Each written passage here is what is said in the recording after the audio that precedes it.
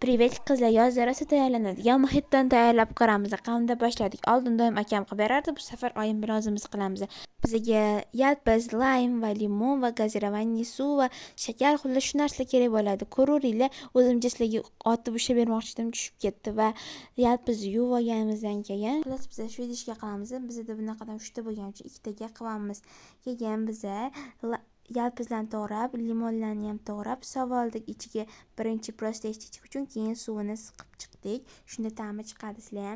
Sizlar like ko'paytib bosib turinglar. Siz tayyorlab ko'rdingizmi? Komment yozib yuboring. Keyin biz issiq suvga shakar solib eritib olib, uni sovutib oldik-da. Uni ichiga ham limon suvini siqdik. Keyin esa shakarli suvimizni ham ichiga soldik. Keyin esa gazirovanniy suvimizni ham quyib oldik. Sizlar ichiga muz solinglar. Обязательно bizning o'sha время muzimiz yo'q edi. Shuning uchun ham solganimiz yo'q. Lekin ta'mi prosta super. Sizlar ham ta'mini sezib, kam bo'lsa qo'shib, ular shunaqa qilinglar. Keyin mazza qilib ichib oldik. Solmaganimizdan yana bitta sababi o'zi mineralkamiz juda ham juda zo'r chiqdi. Bittasini xolodilnikka solib qo'ydik, bittasini esa hozir ichdik. Keyin sizlarga Telegram kanalidan ham fotochkasini tashuvdim. Bu nima ancha oldin qilganman. Faqat like va podpiska sizlardan chiqmasin, tayyorlab ko'ringlar.